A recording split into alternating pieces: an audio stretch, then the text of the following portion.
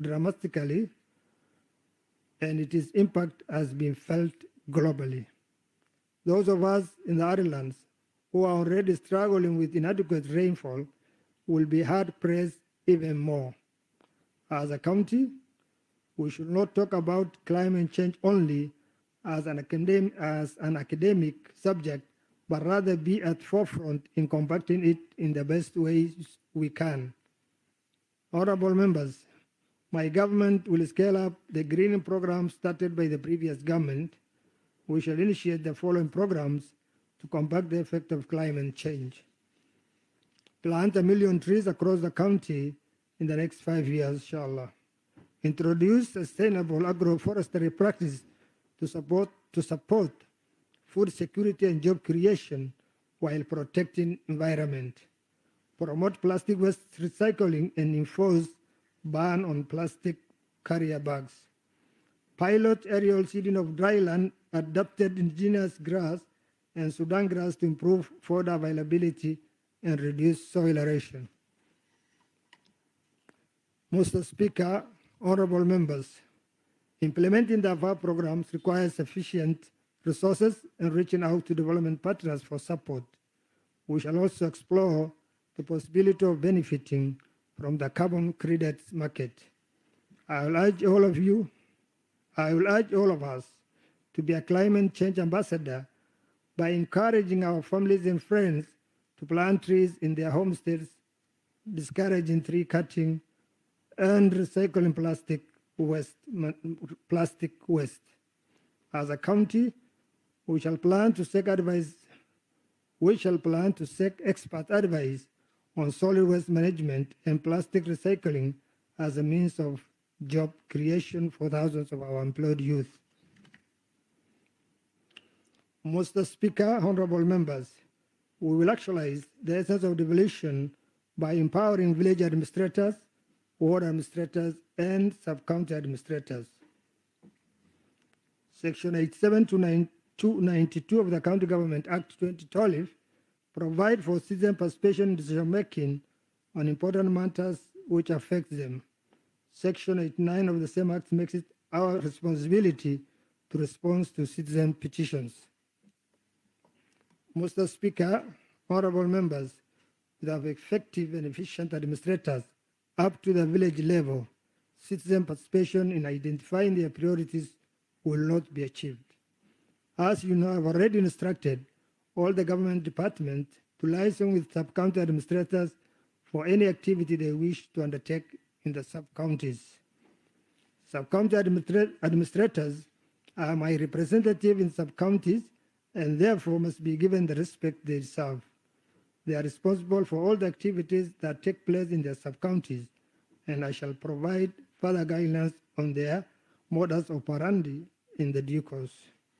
In addition, we shall provide necessary tools for trade for all the level of devolved government department to increase productivity and efficiency.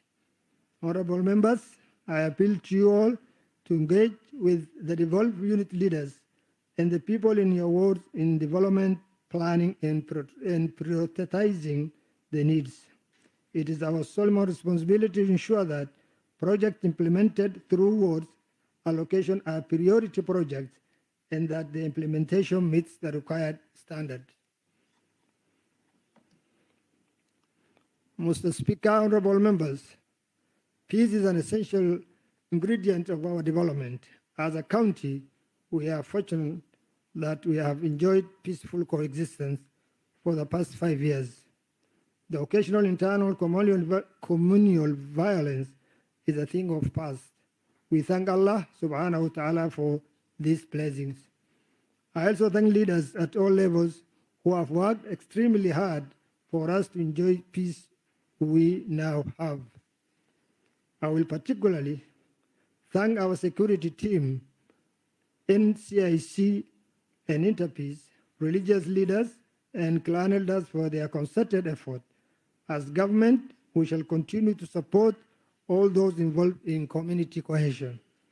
I call upon elected leaders at all levels to work with us and support every effort to enhance the existing community structures established for peace work.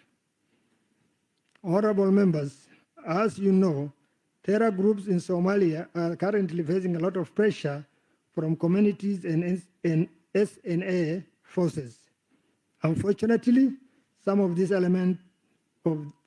elements of this group may cross our border and pose security threats. I'm sure our security forces are alert and will repulse them. However, we must remain vigilant and report any suspicious characters immediately to the nearest security stations. Mr. Speaker, honorable members, we can only achieve the life-changing programs we have lined up for our people if we have disciplined, dedicated, honest workforce. I'm hopeful that most of our workers are ready and willing to serve our communities. As we continue establishing the government, we will review each department to establish staff skill development needs, work environment, and other inefficiencies.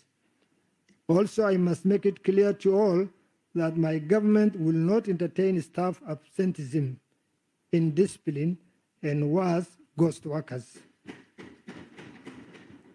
Honorable members, we are fully aware of our county's high unemployment level.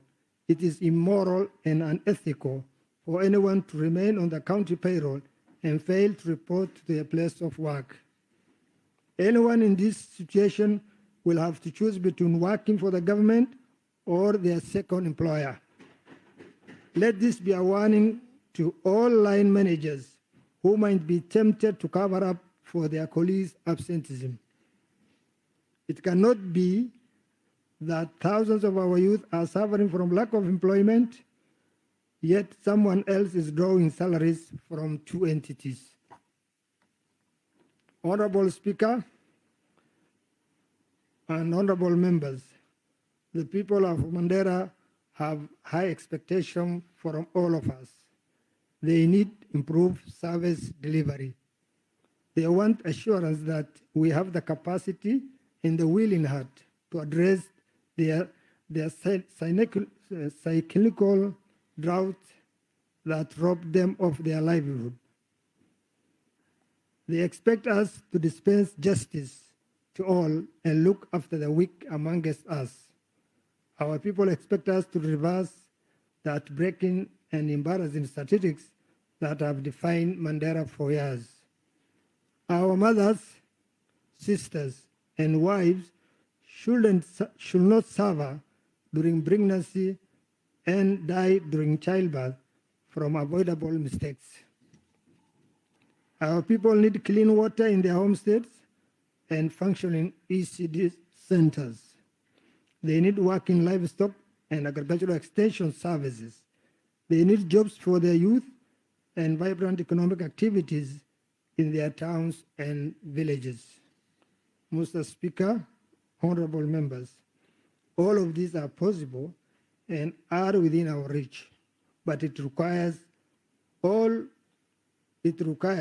us all to think beyond our narrow individual interest. We are lucky we have a job courtesy of Mandera people, and they have employed us, and we are being compensated handsomely.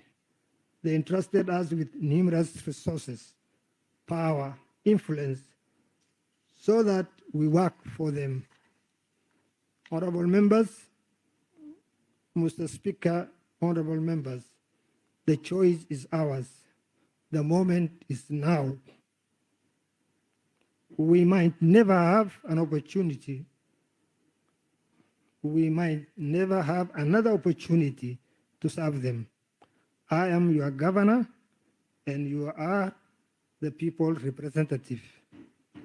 Collectively, we have the huge responsibility, and we have sworn in full view of our communities that we shall serve them truthfully and diligently. It is time we roll our sleeves and provide a clear vision and hope for our people. Fortunately, we lead a resilient and hardworking community that can easily break the shackle of poverty given a chance. As we commence the work of the third county government, let us pledge that this government and this county assembly will make difference in the lives of our people. Mr. Speaker, honorable members, I wish you the very best of luck as we settle down for business. May Allah subhanahu wa ta'ala make the task ahead of us easy and guide us to the straight path. May Almighty Allah bless all. May Almighty Allah bless Mandera County. Thank you.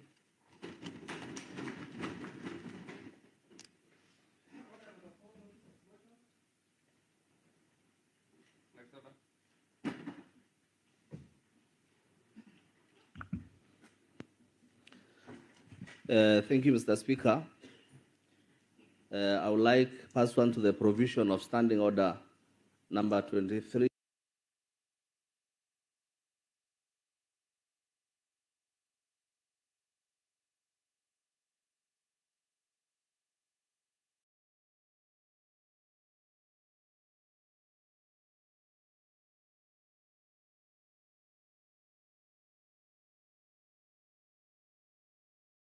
I would like to move the motion that the thanks of the until the chamber. House adjourned today afternoon at 2:30 p.m.